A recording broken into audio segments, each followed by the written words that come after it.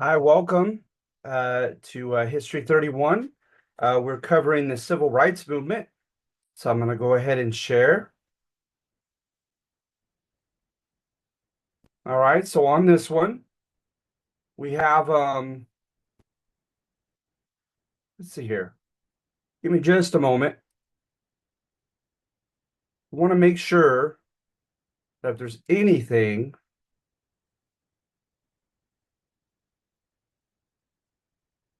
okay. All right.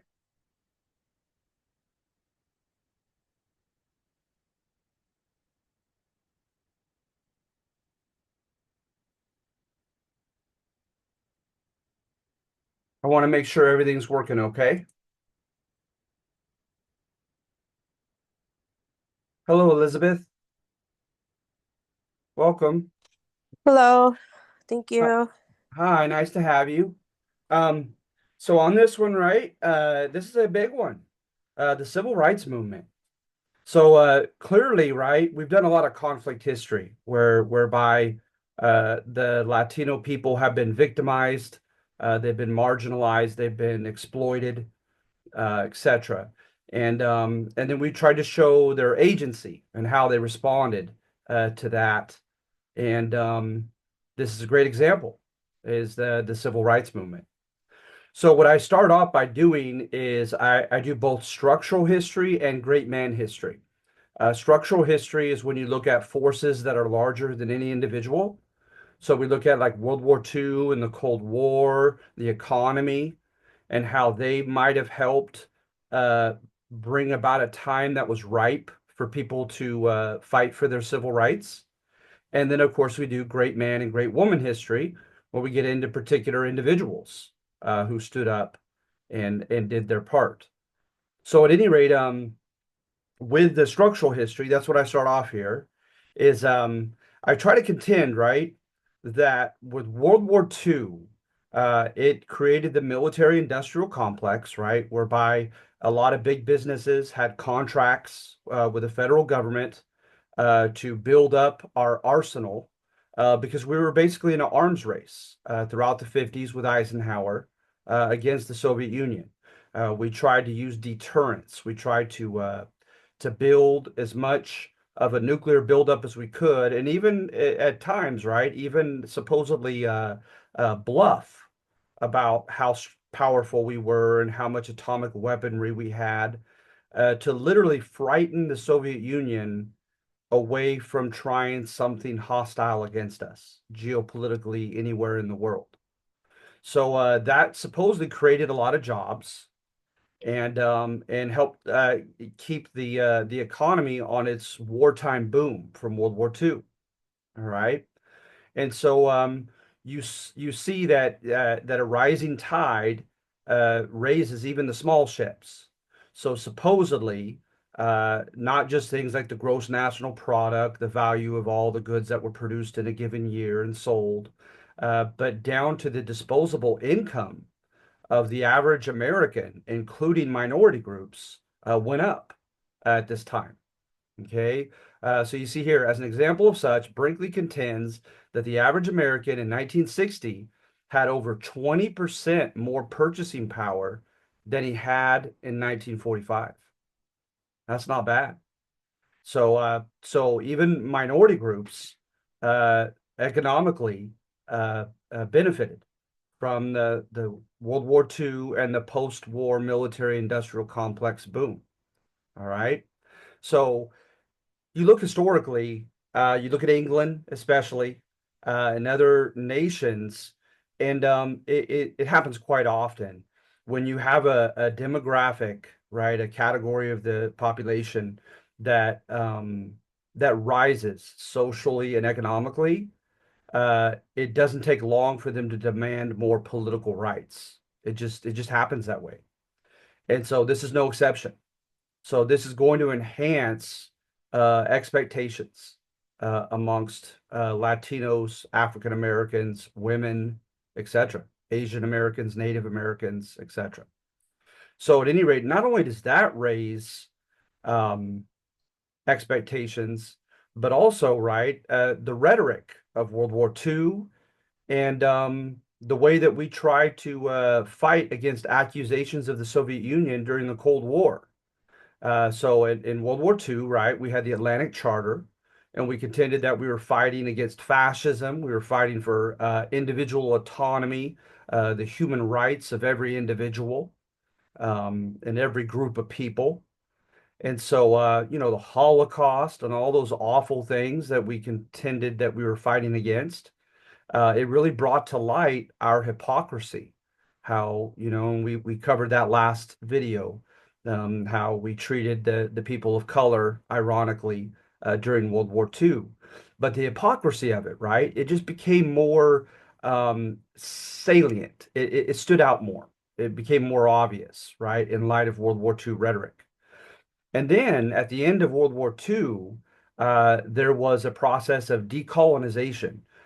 Asian and African countries began fighting for, demanding in the UN their independence from their colonial masters because it stood to make sense, right? That at the end of World War II, we were fighting against imperialism. We were fighting against, one country, a stronger country taking over a weaker country, technologically and militarily. Um, and so that was a time to demand your national sovereignty and rights. And so people appealed to the UN, and as for ourselves, we let go finally of the Philippines as a country. And of course, the empire that Germany had gained was relinquished. France, it was the beginning of France letting go of North Africa. And England was stubborn with South Africa, but the beginning of England losing India and relinquishing India. And so, at any rate, at this time, um, we were vying for NATO allies, right? Remember, we talked about that going back to overseas imperialism in the Spanish-American War, how a part of realpolitik of looking after your nation's self-interest, you look at geographically strategic places on the map on the globe and you deal with the what ifs, the contingencies of who poses the biggest threat, likely, and what areas of the globe are going to be vital in face of that threat. So at that time, it was Germany, etc., right, or England. And so that's what we're doing with the Soviet Union and NATO, right? This military alliance, just in case we have to fight the Soviet Union. And so we're looking for clients and allies. And the Soviet Union very shrewdly pointed out and said, nations of Africa and Asia, look, how America has treated her people of color, right? The color line and racial discrimination have just been a hallmark of American history and American traditions and institutions.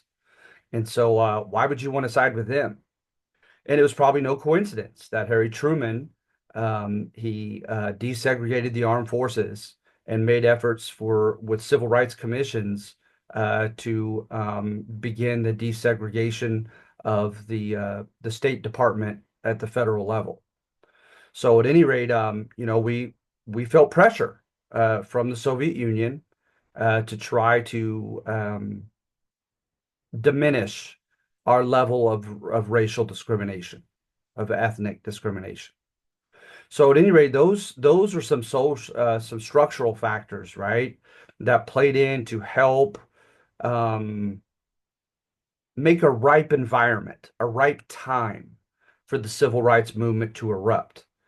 And then also, not to mention, right, with that rising purchasing power came through the GI Bill a rise in property ownership and college education for people of color, including Latinos. The GI Bill, right, the federal government funds, subsidizes your education if you choose to go to college. And so now this is going to help develop, right, a quote, colored middle class. And so often in history, like I said, either a group that has experienced socioeconomic improvement or mobility or ascendance, moving up, and or educational attainment so often they take the lead in some type of rebellion from below, of demands from below for their rights. And this was no exception. And so now, right, like you look at the who's who of the civil rights movement, so many of them were of the leaders were either had either ascended from the working class to the middle class and or uh, were part of the intelligentsia, part of people whose what they did for a living and their status was tied to a collegiate education. All right. And we'll get into some of those individuals soon. So those structural things, right, happened that may have helped us explain, okay, why then? Why why the mid to late 50s and then it really got going in the 60s, right? Why did the civil rights happen movement when it did? So at any rate, let's see here.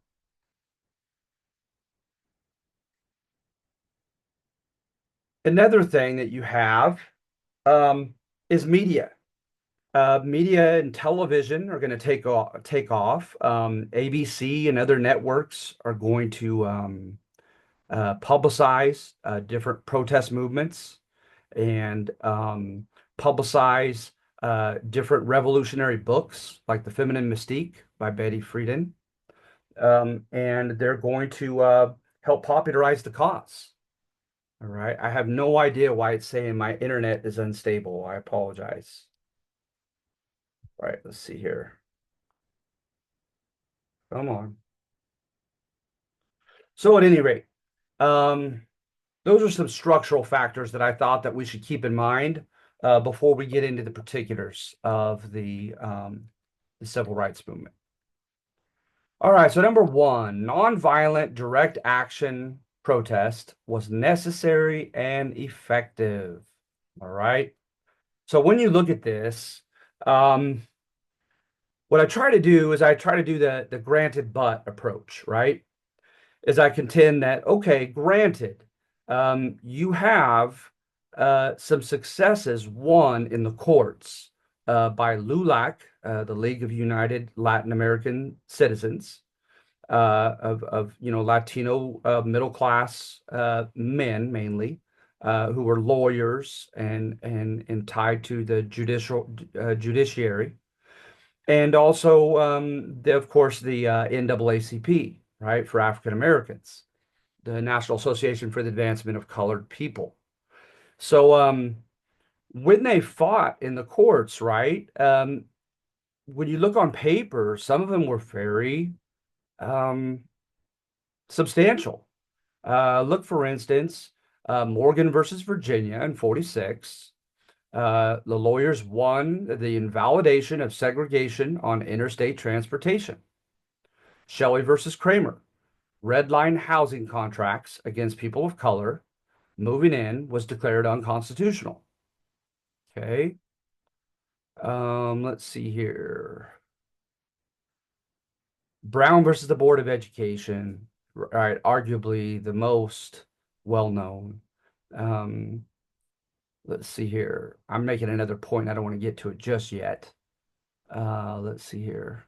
But it contended, right, that segregating black students was unconstitutional because it was psychologically harmful in a way in which the black kids likely could never get over.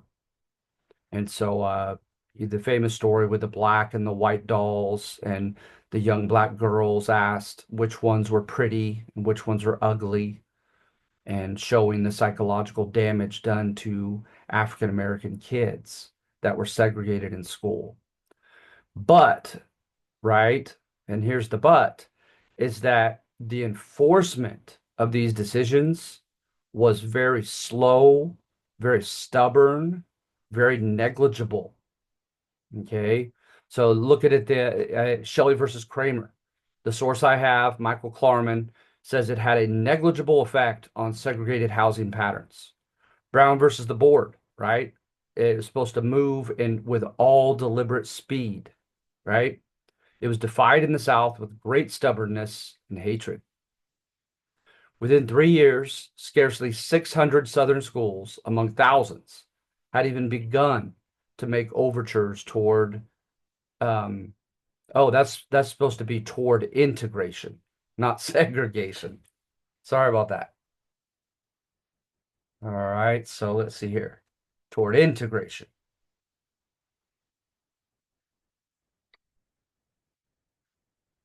So, therefore, right, what I contend is something needed to be done in the social realm with culture, with popular beliefs, right?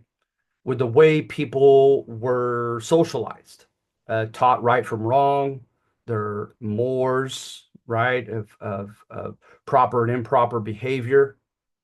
Um, and that was helped, to be brought about by these nonviolent civil disobedient groups like Student Nonviolent Coordinating Committee, known as SNCC, led by Bob Moses, Diane Nash, and James Bevel.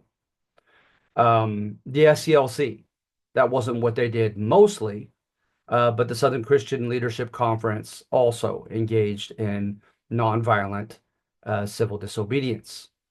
And with amongst the Mexican Americans, Mayo, Mexican American Youth Organization. You also had CORE, Congress on Racial Equality. And you had other organizations as well. All right. So what did they do? Is as you may know, right? I'm not sure if we had a chance to address this when we hit the American Civil War earlier on in the semester, but you have a notion that civic rights sometimes are in line and sometimes are not in line with your notion of higher natural um, universal rights, universal values of right and wrong. All right. And so to some people, like Martin Luther King, it was tied to God, to the Judeo-Christian God. To others, it wasn't. But it was that notion, right, of a higher realm than civic law exists. There's a higher universal standard of right and wrong. And sometimes the governments, with their civil legislation, get it right, and sometimes they get it wrong. And when they get it wrong, it is not only your right, but it is your obligation, it is your duty to defy that law and create a process by which you you win over your oppressor and you win over the observers. Okay. So the oppressor, the idea is, according to Gandhi, according to Martin Luther King Jr., is when you defy the civic law, the powers that be, right, are going to try to ironically dispel their sense of guilt by by way of defensively acting hostile, which is ironic, right? Because that should ultimately exacerbate or make worse their sense of guilt. But that's ironically what they do at a kind of primal level is, you come and you sit as a black man in a whites only restaurant, like the Greensboro boys, these four freshmen at a North Carolina college, walk into a Woolworths and sit at the counter asking to order food and milkshakes. So they sit there, right? And they know that they're defying a local ordinance. But again, they're doing it in light of a higher law, natural law, that all people are created equal and entitled to the same political rights and freedoms. So they sit there, but they know they're not surprised when people pour milkshakes over their head, threaten them, call the police and try to get them arrested, try to beat them, etc. These civil disobedient protesters are prepared for that. They're anticipating that, right? Because when they don't diminish themselves down to the level of their oppressors, the oppressors have to go home at night. They have to go to bed, and it's going to eat away at their conscience. Like, wait a minute, maybe this law against them being able to eat inside this restaurant isn't fair after all. Maybe we're the bad guys. We talk about how the African Americans with the whole Sambo image, right, are defiant and dangerous and lack self-control, etc. But and are criminally prone. But look at the way they held themselves. We insulted them. We assaulted them. We arrested them. And they didn't put up any fight whatsoever. They took the high road. So you know what? Maybe, just maybe we're in the wrong.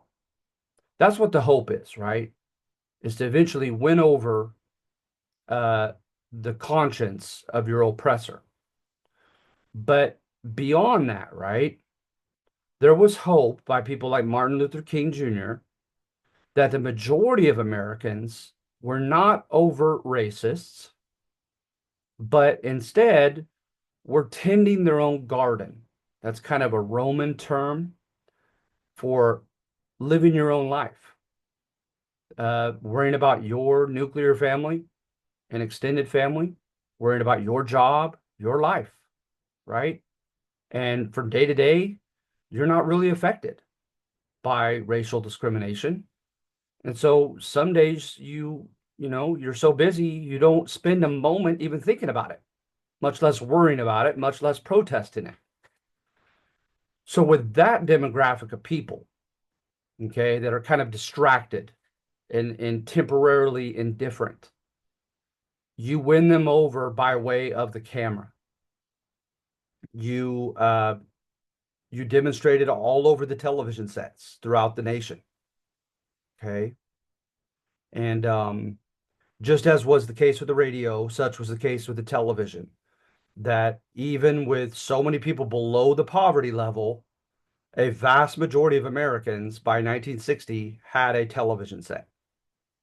They just found a way, just as they had done with the radio in the 20s. So at any rate, this is getting access to a lot of living rooms, and kitchens, and bedrooms. And they see the hatred. I'll never forget myself when I was young. My dad pulled me into the living room to watch Birmingham footage. And I can't even express it to you. I would venture to guess if you YouTubed Birmingham footage and found such, you would likely weep, like literally weep. It's so moving. It's so sad, but also so noble. And so, at any rate, yeah, it's something that I'll never forget. It's just it's irreversibly sketched into my mind. So at any rate, people watch that and they're no longer indifferent. They're no longer just tending their own garden, right? Now this is eating at them as well. And that's exactly what, the intention was of these protesters, is to win over the vast majority of Americans.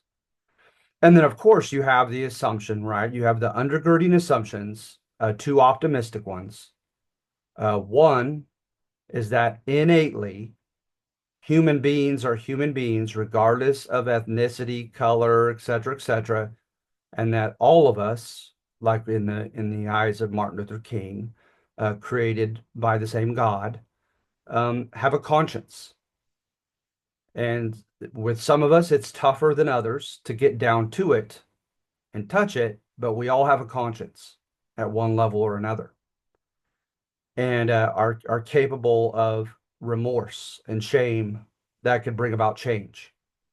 And then secondly, right, optimistically, is they believe, as do many sociologists to this day, that prejudice and the behavior of discrimination are learned, are societally learned during the socialization process of growing up.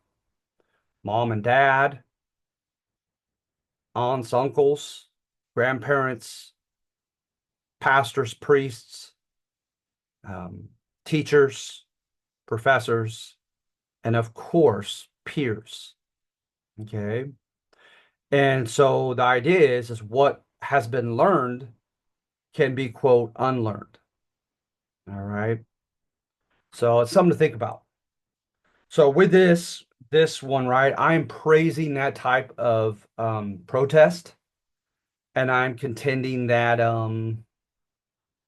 it's effective and that it's universally effective, but historically in the 1960s, it proved to be effective.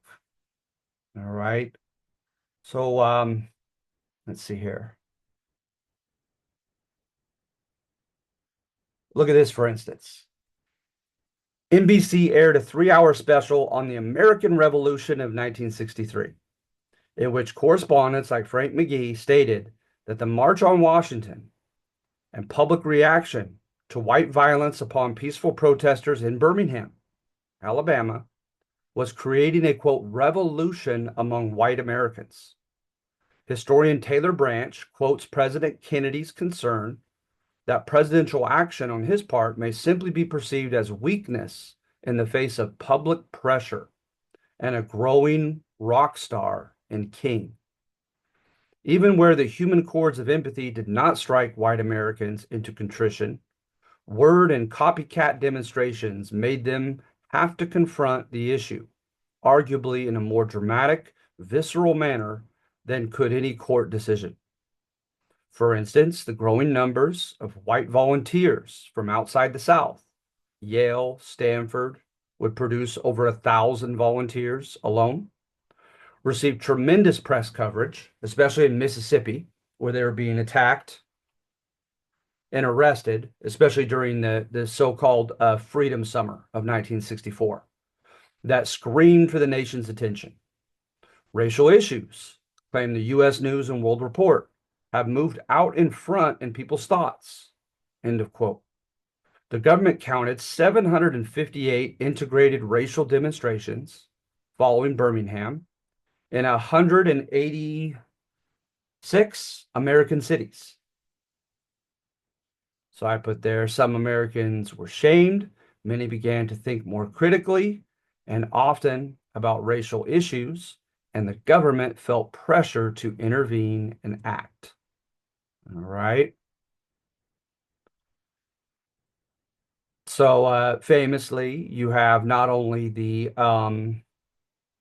sit-ins, right? But you also had the bus rides of court, whereby they rode in integrated fashion, black and white, together instead of black in the back of the bus and white people in the front, throughout the South. Yes, sadly, in the short run, it was not successful in that not a single bus made it to its intended destination. Not one. Okay, sadly. And of course, they had press coverage of one infamous bus that was lit on fire. And the people pulled out before then, thankfully, but yet beaten badly. And some ended up missing and some were murdered. All right. In the Freedom Summer, you had the three gentlemen who were murdered that got a lot of attention. You also had Stokely Carmichael mention his dilemma that during the day, these protesters were willing to take the high road and suffer attacks and violence. But when they came home to their tent, um, where they were staying for the Freedom Summer, into their tents to their families, that was another issue. right? When the KKK and other racist organizations and groups of white people came hatefully to harm them, right? Then it's like, okay, to what extent do I have the right to own a gun to protect my family? It's one thing when it's just me, but it's completely another when it's my daughter, my son. So at any rate, just some great discourse at this time as far as, things spoken about, topics about humanity, about racial discrimination, about protest, etc. But notice, right, like with the Greensboro boys, when you watch the Birmingham footage, you watch the core writers and so forth, um, there's a feeling as if this is coming from below. This is coming from the outside.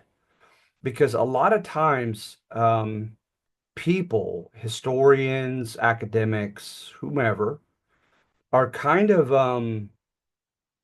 they're kind of cynical about reform from above, right? Because the idea is if you're on top, chances are it's against your wishes and against your best interest to change the status quo. Because after all, you're on top, right? Socially, politically, economically. So therefore, it stands to reason to be a little bit hesitant in believing in the intentions of those from above when they have the levers of power and the levers of change and are bringing about, concessions to the people below. But when it comes from people outside the establishment, from below, there's something more, to some people more frightening about that, but to other people, more credible, more romantic. All right. You have any questions or comments?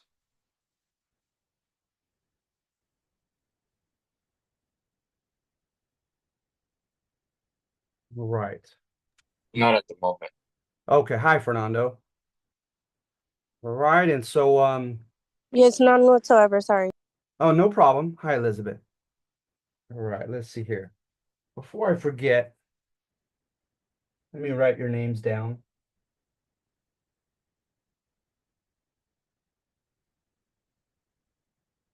Now, one thing I'm going to work on for next week, I want to let you know, I would greatly appreciate your presence and your participation next week when we do our Zoom. I'm going to be evaluated by my dean.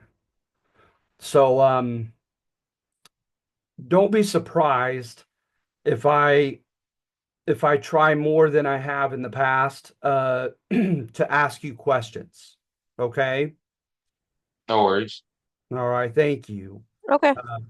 Uh, and really, if I had taken the time to do so, I would, like I said, I'm trying to do it a little bit right now, and it is genuine. I'm not trying to put on a show for anybody, uh, but I do definitely think that like teaching style pedagogy, I think my dean will appreciate some questions and more interaction than me just lecturing to you. So just be mindful of that when you see it change a little bit next week, okay? Maybe if we go over, the reading before connecting to Zoom, that'll probably help to have a few more questions. Oh, that'd be awesome. I can't tell you how much I would appreciate that if you had the time to do that. So what we'll be doing next week is the final assignment, right? It'll be the rise and fall of liberalism, and it's on your canvas already. Oh, yes, yes, yes. I've seen it. I've actually got it printed out because I usually print out my stuff ahead of time. Oh, right on. So the only thing I couldn't print, obviously, it's for the video because, Hmm. we got to watch that one. Other than that, I like to uh, print my assignments ahead of time so that, if I'm on the road or whatever, I could just pull it out and That's read. great. That's a very healthy academic habit. And then, of course, if you have anything that's unclear, questions, you could ask me. So absolutely. So yeah, I appreciate you too and your presence here consistently for sure. So then with number two, nonviolent civil disobedience did not work with everyone. More militant platforms and methods sometimes spurred the civil rights cause. All right. Now, you can see this if you were to go to YouTube and put on Martin Luther King versus Malcolm X. And there's one whereby you'll notice that Malcolm X is kind of on the offensive and Martin Luther King is defensively defending his own stance. Okay. But what he says, right, is pretty strong. Is Malcolm X says that um, just as Uncle Tom told the slaves not to rebel, told them to be obedient to their white masters and not make any waves.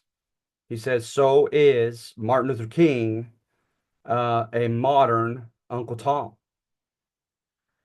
He says that his dream of winning over white America and ultimately integrating with white America, right, at every level, economically and politically, of course, having the same rights, same economic opportunities, but most, dramatically, you could argue, is also socially, where we black and white people could intermarry and live amongst one another and live next door to one another, etc. Malcolm X thought that was naive. And so, Malcolm X was consistently speaking as a member of the Nation of Islam in Detroit. They literally believed they tied um, scripture about the Nephilim to the kind of Anglo-Saxon WASP white we don't use the term race anymore, but race of people.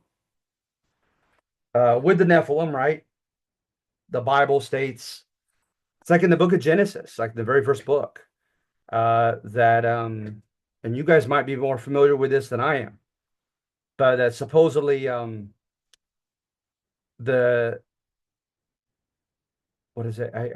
The English translation is like the sons of God saw that the women, the daughters of man, were beautiful, and they procreated with them, and they created this like bi-species uh, race of giants known as the Nephilim. And so most people, not all, but throughout different Christian denominations, interpret it as fallen angels, like literally as like demons, procreating with women and creating the Nephilim race of people. And they literally tied the Nephilim to the white man at the Elijah Muhammad and the Nation of Islam in Detroit. And so they did not want to integrate. They did not have any hope or any desire to integrate. They wanted to separate from the white people and white civilization. They wanted to repatriate back to Africa. They wanted the UN to fund it because they said all their years of unrequited labor as slaves had earned them that much. So they appealed to the UN. And yeah. And so when they look at Martin Luther King, and Martin Luther King says, right? He says, basically, this is a loose paraphrase, but in one of his famous speeches, he says, terrorize us, torment us, oppress us, and we'll still love you. Throw us into the prisons, and we'll still love you. Our capacity to suffer injustice will outlive your capacity to bring about injustice. And in the process, we'll not only eventually win our rights, but we'll win you over as well. We'll win your hearts, right?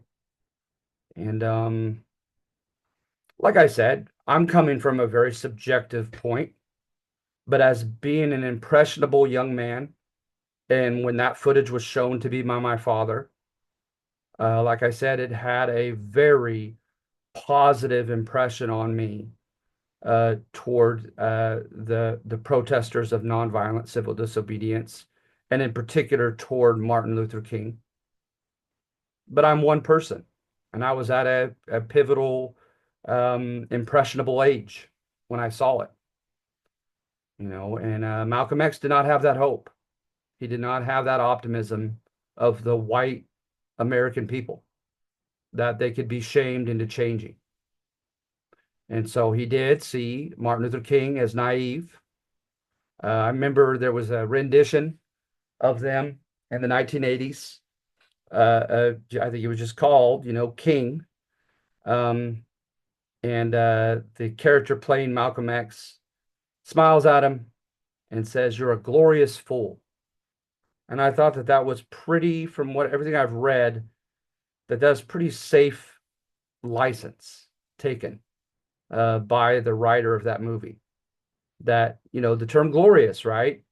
There was a side to him that really admired Martin Luther King, but absolutely thought that he was off in his assumptions, in his hopes, in his goals, and in his methods. All right. So to him, right, he says, as you could see, just putting in on YouTube, Malcolm X versus King, he says, Martin Luther King wants us to become defenseless in the face of the onslaught of these, slave catchers and their hounds, and just wants to put our children in the way of harm. Because, yes, there were little children that were part of the sit ins and were thrown into the jails at Birmingham. Little children. And so to Malcolm X, he thought that was crazy. And so, at any rate, was there a demographic of white people that was not won over by this movement? I think the video footage, I think the what approximates to be polls that were taken, and other indicators as well, demonstrate that not all of white America was won over by this movement. Not everybody was shamed into change, or shamed into admiring uh, these reformers. There, perhaps always is a demographic among any ethnicity, any nationality, that could actually look at footage like that and be proud of it, be happy about it. So they should have harmed more of them. And just, I mean, I can't say that without laughing, because it's so, I don't know, just out there. But it is the case. So with those who were not shamed, with those who were not won over, um, there had to be some fear. There had to be, and people use this at the micro level too, right? They say this about bullies, etc. You try to win them over in love. You turn the other cheek. You offer, yourself in some semblance of like martyrdom to them. And all they do is just laugh and thank you for making it easier for them, as they just try to destroy you remorselessly. So with some people such as that, perhaps there is some truth to the fact that with some, you have to make them afraid. You have to appeal to their self-interest instead of their sense of shame, which they don't seem to have much of, and make them realize, what, maybe it's in my best interest if I leave this person alone. So one of the most salient that stands out the most to me that I've ever read was affirmative action. Okay, and I have that down here somewhere. Let's see here. But look at that quote from Malcolm X. It is not integration, right? To be intertwined socially, politically, and economically with the white people. It's not integration that, quote, Negroes in America want. It's human dignity. All right. So right here in red. Oops, sorry. It was arguably fear of violence from, quote, minorities that triggered the affirmative action federal program. Illinois Governor Otto Kerner gave a report on urban violence, on riots, suggested that systematic racism was to blame for the riots in most places. Not personal, but convenient and traditional to hire white men instead. And that affirmative action was needed to placate. And remember, to placate is to make someone no longer angry, right? To mollify them, to please them, to give them what they want so that their anger subsides. So it's needed to placate minorities. Federal mandates to hire a certain percentage of African Americans, of Latinos, of women, regardless of merit. President Lyndon B. Johnson began his embrace of Kerner's report. And what philosophical approach, logic, pathos, etc., did the president utilize to convince Congress that affirmative action was necessary? By speech on the Watts riots and how they likely could be a precursor to more racial violence if nothing were done to help the young black men. So think about that, right? Lyndon B. Johnson did not sit the senators down and make them watch Birmingham footage and bring them to tears in signing forth affirmative action, right? But instead, he appeals to their self interest and says, guys, you think the Watts riot was scary? These are going to spread like wildfire throughout the nation if we don't start like handing out jobs in college positions to young black men and help rectify the imbalance. And what they said on affirmative action was proportionality. That was initially the term they used. So if you have in a given area, 55% Latinos, then 55% of your employees should be Latino, or the students that you enroll into your college should be Latino. And so it's a very controversial um, program. But even some who are against it, right, might concede that if ever, such a program that's not necessarily based on merit, which our capitalism, claims, right, is supposed to be by merit. If such a time was to violate that ethos of our economy and our tradition as Americans, it was now. It was at this time when everything was so inequitable. I mean, you look, right, at the stats of unemployment, of college students, of income distribution, and it was ridiculously imbalanced. As a matter of fact, I'm going to try to give you some exact stats on that next week.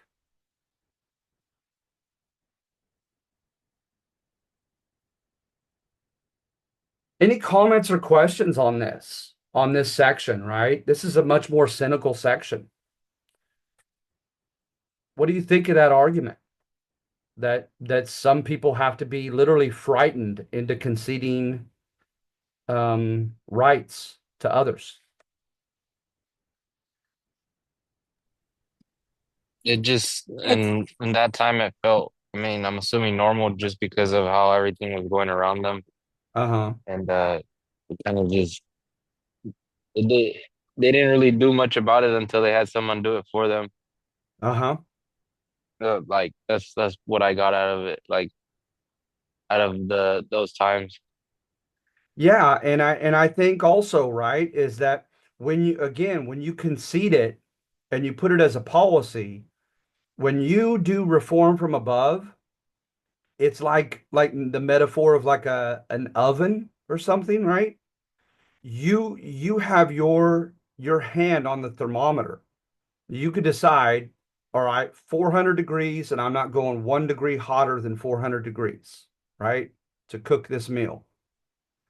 But you let go of that button and you let the people that are left out, marginalized, um, impoverished, exploited, you let them put their hand on it. They might go all the way up to as high as it goes, 600 degrees or something, right? And burn the house down. So it's in your best interest if you're part of a demographic that is doing well, that's kind of on top. It's in your best interest to make sure that that reform comes from above because you can control how hot it gets, how radical it gets. Whereas you put it in the hands of the angry people that are protesting and tired of the injustice, who knows how far they're going to take it. Like So they'll yeah, do the complete opposite of what you're trying to do for them. I'm sorry. Is it like they're gonna do the complete opposite of what you're gonna do for them? Oh yeah. I mean, just at the primal level, right?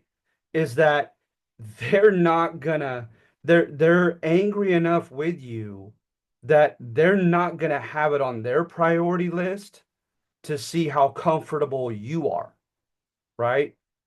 Because they're tired. They're I mean, just look at that expression of Malcolm X. These people are they're fed up. Enough's enough. And so it is not a priority of theirs, how reforms that they might like might affect white people, might affect white wealthy people. You know what I mean? They might say, I could care less. So for instance, with affirmative action, right? I might say, okay, I've been in a situation which I was literally told I don't have a prayer for the job because they're looking for and only want one of the candidates who is a black female. And I don't mean to get all controversial, but this is not hypothetical. This actually happened. And so I felt, you know, I honestly didn't feel angry. I just felt bummed, looking for a position myself. And I thought, well, that stinks for me. And I had the audacity to articulate that in the presence of a black woman, and she was not sympathetic. She was not happy. She's like, "Oh, don't even get me started with all the structural injustice that's happened for so long. I don't care if you individually are inconvenienced by that fact." And I just stayed quiet at that point. Obviously, I was not willing to fight that fight.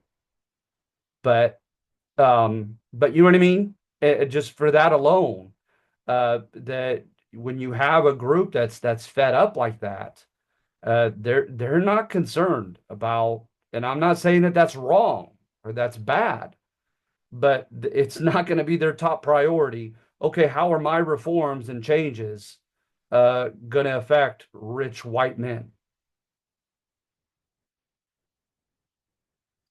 And so that alone would probably create a scenario in which these well-to-do white senators are thinking of themselves, right? And thinking, okay, no, let's start giving them some concessions, some jobs, some college positions, and so forth, so that we don't have this mass rebellion on our hands, right? Because we want to stay in control.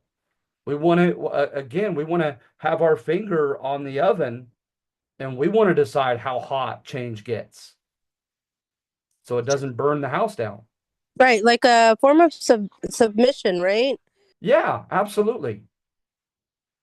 I think it's submission, but once again, right? It's submission with the hope that they're still going to stay in control. That Yes, like it's I feel still like ultimately they're looking out for themselves. right. I feel like it's like a form of submission with fear, or I don't know, still being instilled on the minorities, or that's what I'm catching on to. No, absolutely.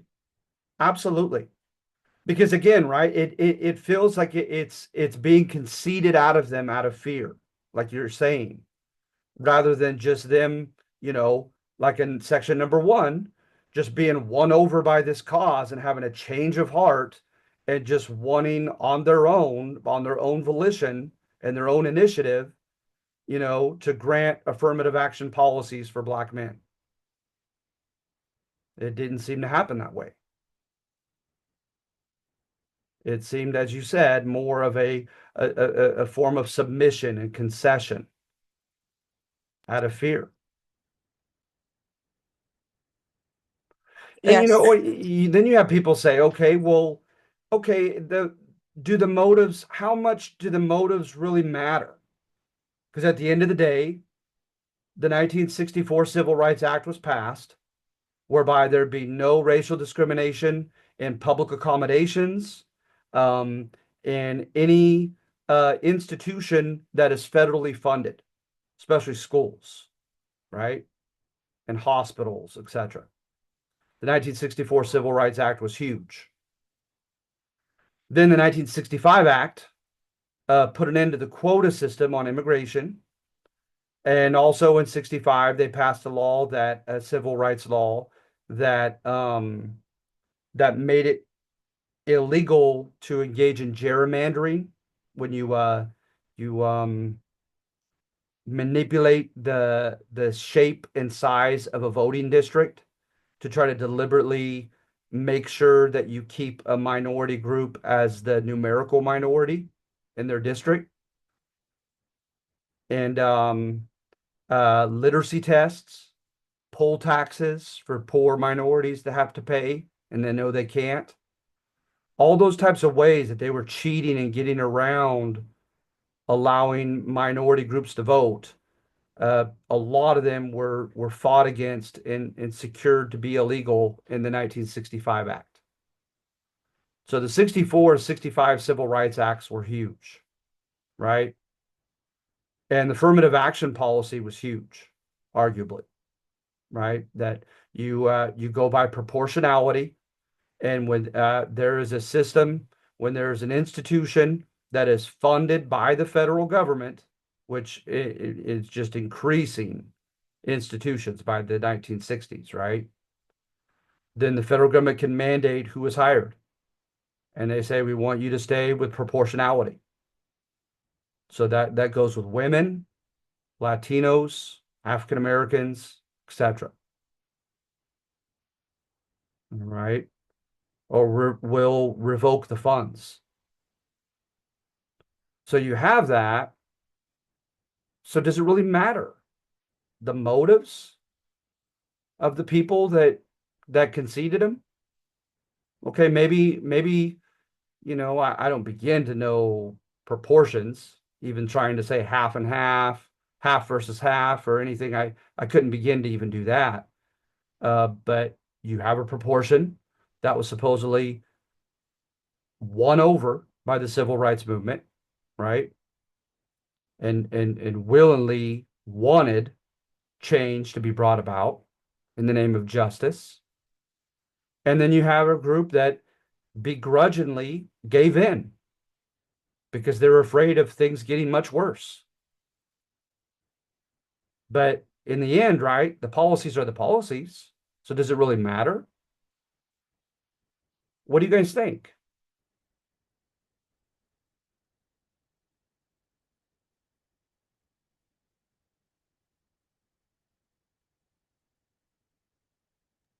What was the question again? Do you think that motives matter? That at the end of the day, what if I just argued that at the end of the day, policies are policies, and the civil rights acts were brought about regardless of the motives. The affirmative action policy brought about regardless of the motives. So at the end of the day, that's all that matters is that those policies were brought about, right?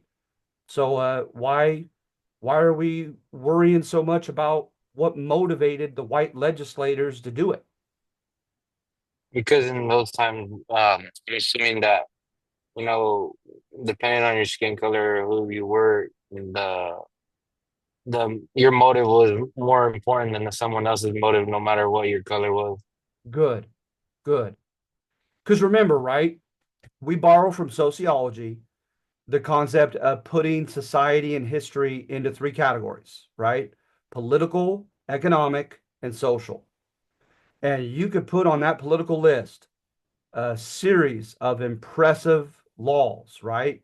To help bring about social justice. But if you go to the social realm of culture and popular beliefs and sentiment and feelings, right? If people are still as racist as they were before, there's no way that's not going to have negative reverberations in the future. That's what some would argue. I subjectively, personally agree with that.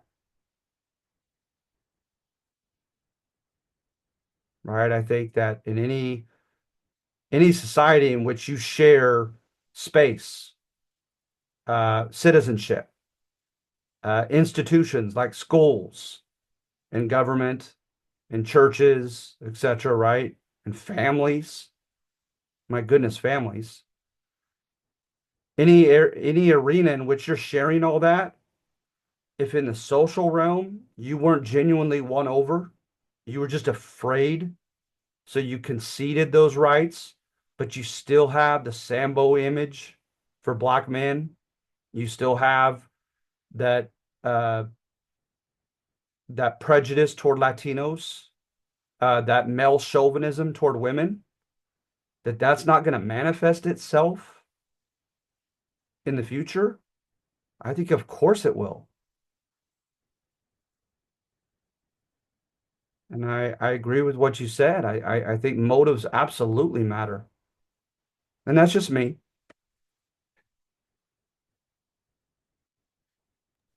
No, that is true. So if motives are being done selfishly, well, like you said, like the white man, and during their time, selfishly, they were putting all these laws, rules, regulations, or whatnot. It's going to take a toll on people at Uh-huh. some point. So motives, like you said, motives are very important because you need to think about what you're going to do, because if you don't, in the long run, there's going to be consequences. Yeah. I think so for sure. I agree with you. So yeah, I mean we still have that mess. I think of also as kind of a mini example, like a microcosm of that, is I think of New York.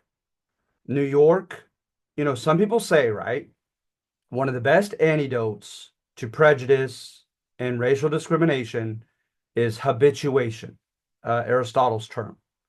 Just literally living amongst one another and rubbing elbows.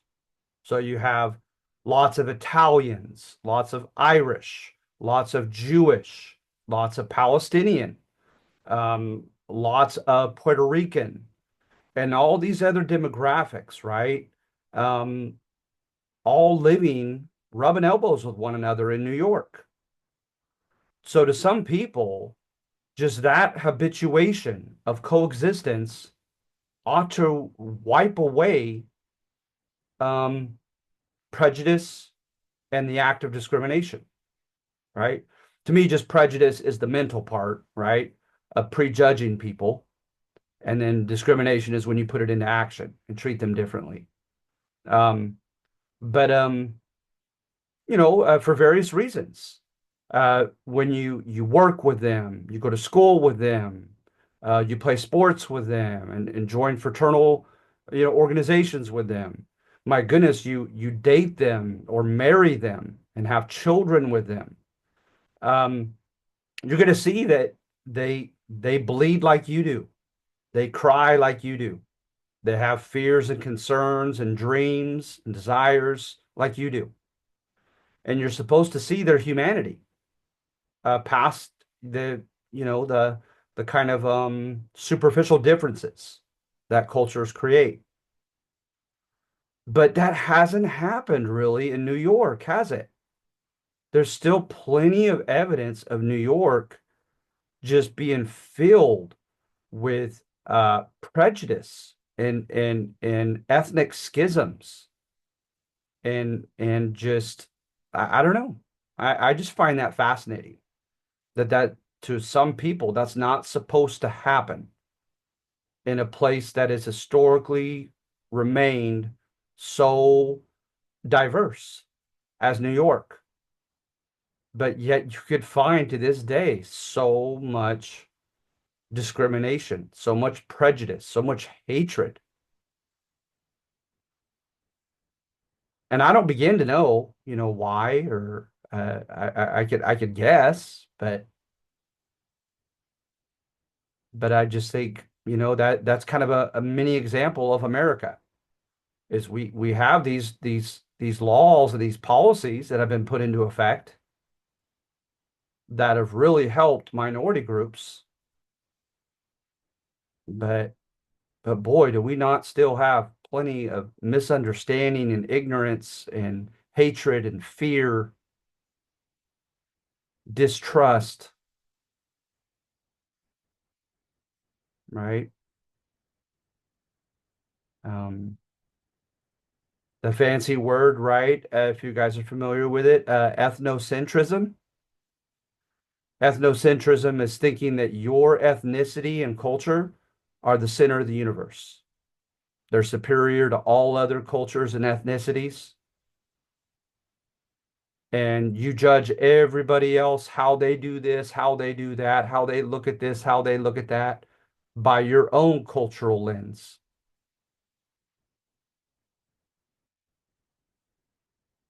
And so you see ethnocentrism in all groups. You could find it in any group, any demographic whatsoever.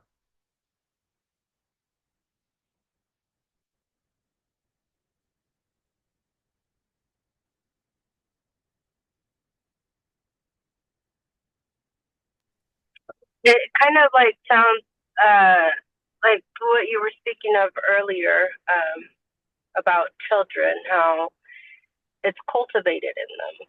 So it's not something that we it's something that we learn from the our elders, Uh-huh. not something like that we're born with. We Uh-huh. learn it and cultivate it. So that's what it's sounding like to me. No, absolutely. I mean, I think that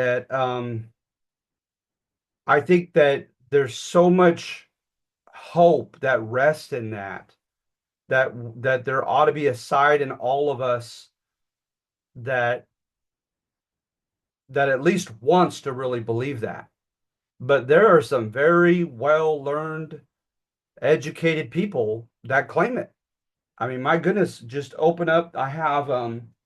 I only have two, but I have a couple introduction to sociology books from college, and they absolutely contend, right, that that these things we're talking about, prejudice and ethnocentrism. Well, ethnocentrism, they might be a little bit different on that. They kind of suggest that there's an innate um, tendency for humans to be ethnocentric. But as far as like the specific prejudices and so forth, that they are learned, that they're part of our socialization. As far as nature versus nurture, they're heavily derived from nurture. And like Martin Luther King said, well, there's hope in that, right? Because what has been learned can be unlearned.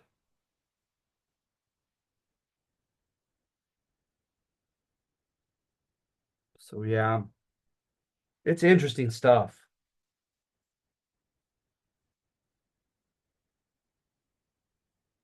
So number three is pretty straightforward. Is I do great man and great woman history. I show evidence of different people, right? Taking the initiative and it really getting events going through their agency, through their personality, through their charisma, through their leadership, etc. So you had a woman named Irene Morgan who refused to give up her seat long before Rosa Parks, but she's just not as well known because of the timing. That it was during World War II. We were fighting Nazi Germany and Imperial Japan, and yeah, I mean July. That was just after D-Day.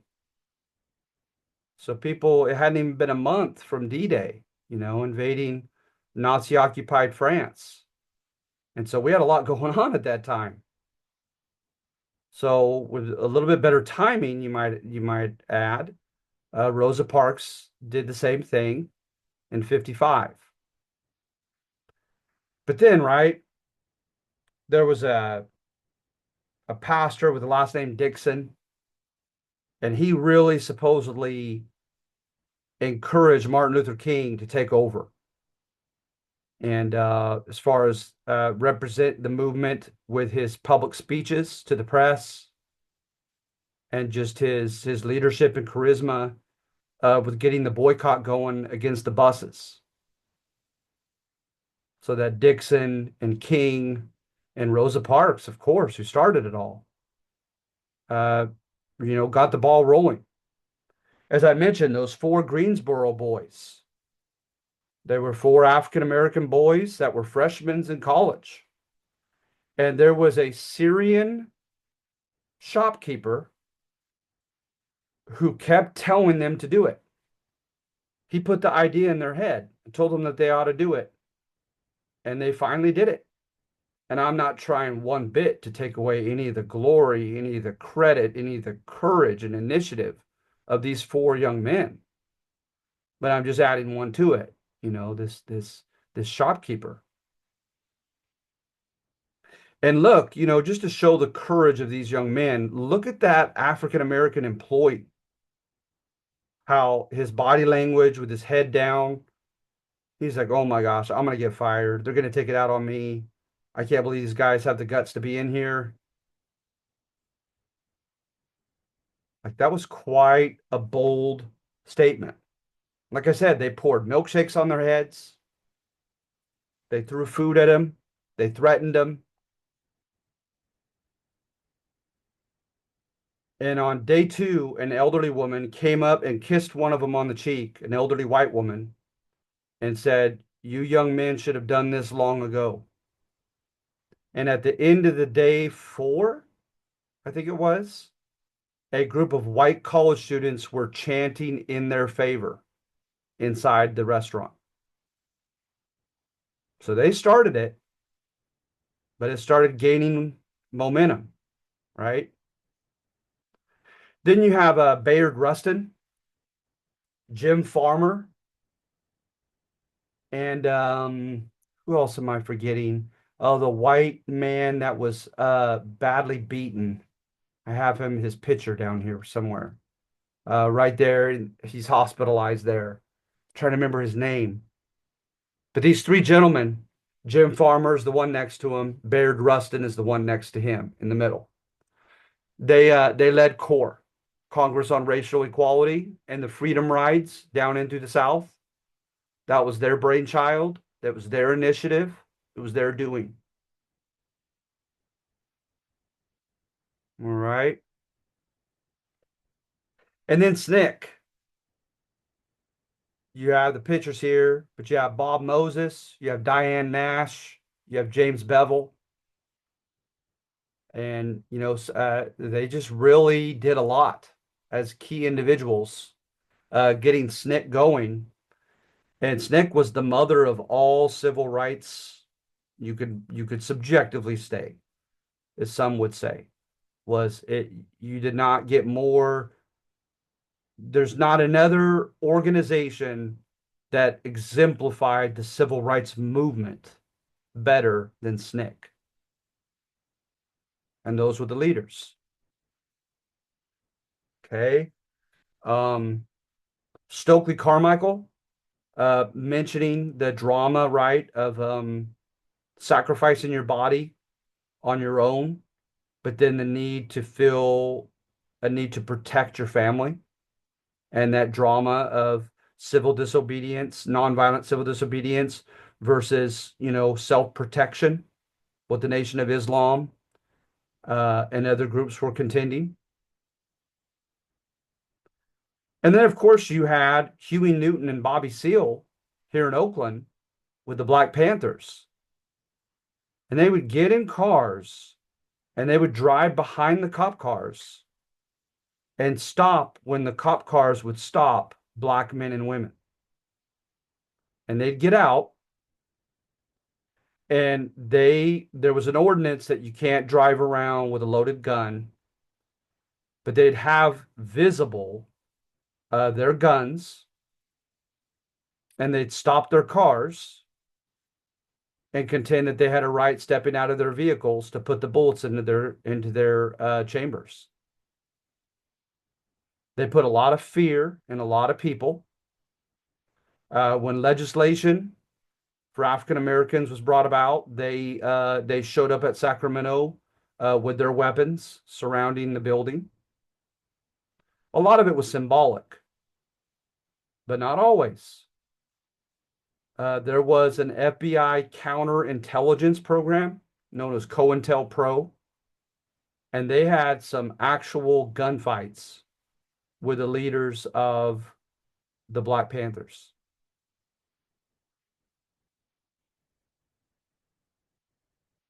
So they did their part of kind of, scaring some of the demographic straight, scaring them into, perhaps not being discriminatory. And then, like I said, I would encourage you to listen to the oratory skills of Martin Luther King and Malcolm X. They're both in different ways so articulate. Just literally just nice to listen to. You're like, wow, that man could speak.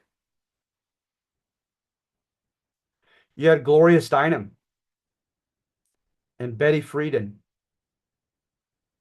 and others as well, women who took stands for the feminist movement. Gloria Steinem was against the American Beauty pageant and the objectification of women. Betty Friedan wrote about the desperate housewives of suburbia and how they wanted to have a job and life of their own in addition to being wives and mothers.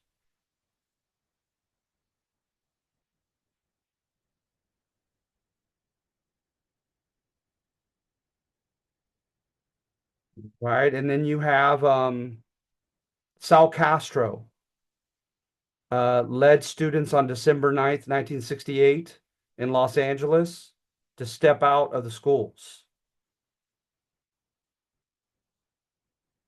If you choose that video, you'll see some of the specific injustices that were happening at the school. It's a really good one. And then, of course, you had Fred Ross, a priest who really was influential over a young Cesar Chavez. And Cesar Chavez, right, begins by solidifying Latino vote, going door to door, helping them to register to vote. And then from there, gets the campesinos, right, the agricultural laborers, to strike, to unionize, to boycott whatever fruits or vegetables they were cultivating, to meet with the press, to gain public support, and also to get the table growers, the grape growers, and others to capitulate and give in into recognizing their union and giving them the basics, like you see to this day on some of the signs on the side of the freeway. What is it? Sombra, descanso y agua, right? Like shade, rest, and water.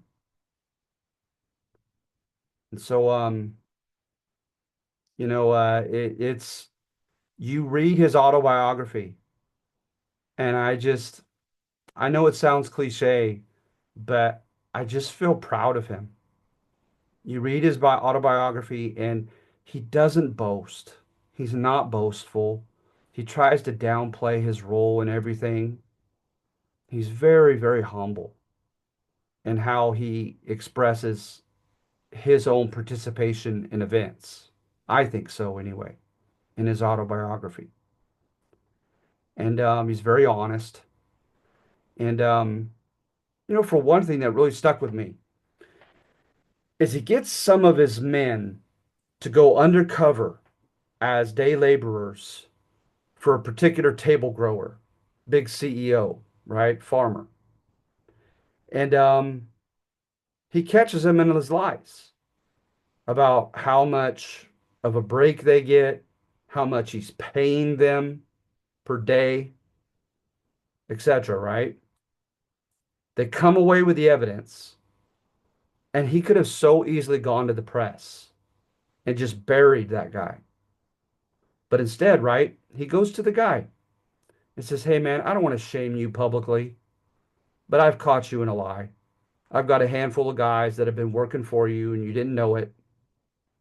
And we know now how much you really pay your workers, what you really do and do not offer them. Don't make me go to the press with this. Just come to the table with me in the United Farm Workers Union and let's engage in collective bargaining and see what we could agree upon." And the guy, of course, said, "Okay, I will now." But he was just that way.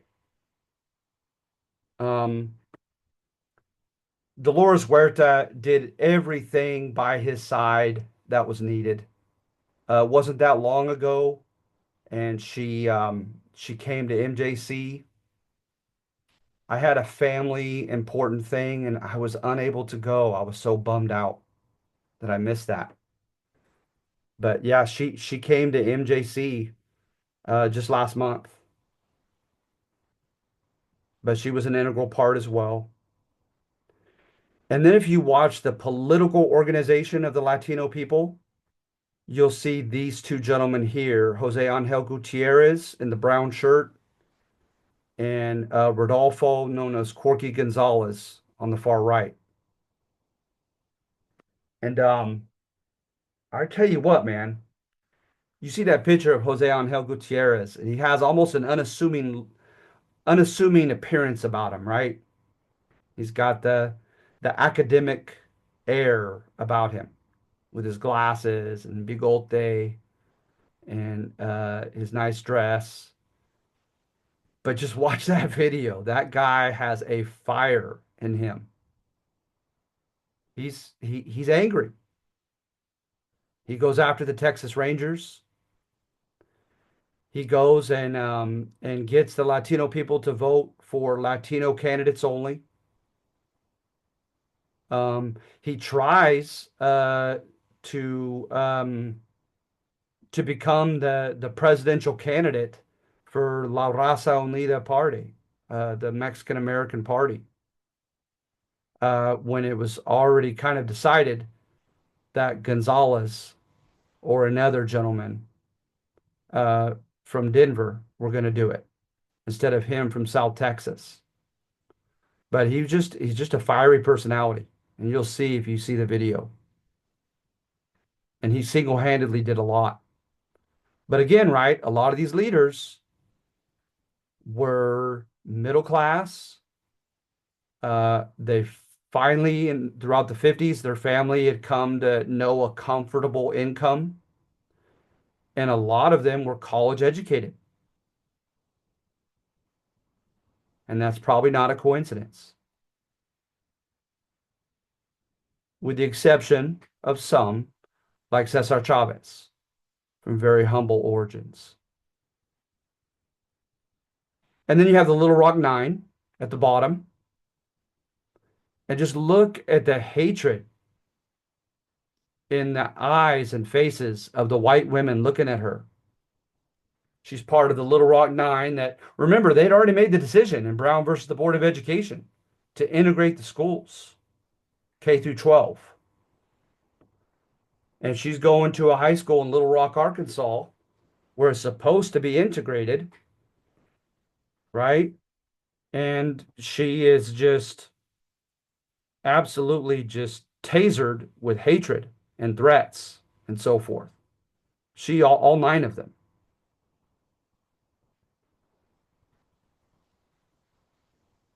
So at that point, right, we had two presidents in a row who, as far as great man history, took a stand. The first here was Eisenhower, and then his successor, John F. Kennedy, at the University of Alabama. They're going to force federal troops to chaperone and protect the black students as they walk to their classes, to and from their classes. And that made a big statement at a time where a big statement needed to be made against not only the schools and the students, but against the state legislator and the governor of each of these states, in which they were very, very against enforcing the Brown versus the board decision.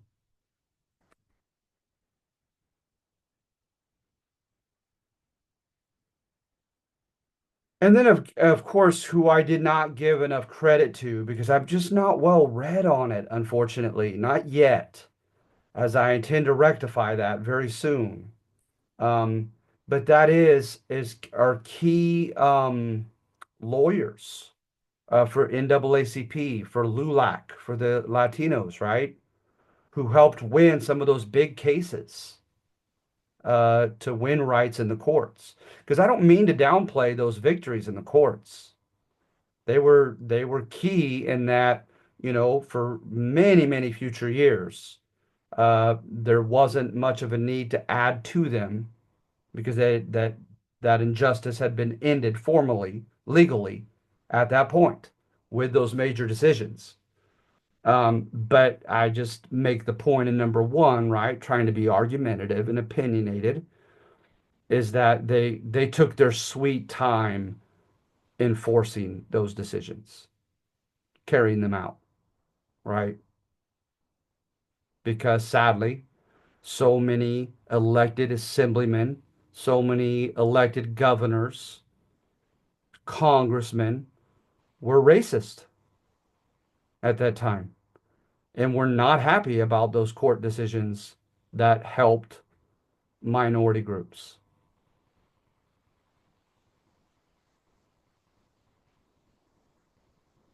There was a Pacific Bell one whereby they said women need not apply because you had to carry a cord that was at least 50 pounds upon your shoulders. And so there was a woman, I had read it at one time, and I apologize. I don't have my notes here with me to name her. But she took it to court, and the oppositional lawyer asked her to grab the cord, the 50-pound cord, and put it upon her shoulders and walk around the court. And she did. And she did. And it helped bring about a decision in her favor that states to this day, right, that you could say, if you're going for this position, this job, you have to be able to lift on a regular basis something weighing 50 pounds and walk with it upon your shoulder. You could be very specific that way with standards of strength, but you can't automatically say no women. So there were some big cases.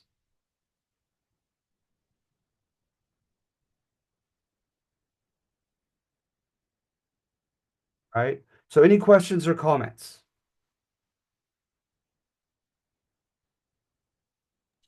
No questions right now. All right. All right. Well, you guys get your extra credit, como siempre. And I'd love to see you next week. We will have, I'm not sure if he'll be visible, but we'll have my dean observing us. And like I said, no pressure upon you. I'm the one evaluated, not you. But I probably will have some questions and try to have some interaction with you next week. Okay. No worries. We'll participate. I appreciate that more than you know. And like I said, if you have the chance to take a look at the rise and fall of liberalism, that'd be awesome. And as we'll discuss it, okay?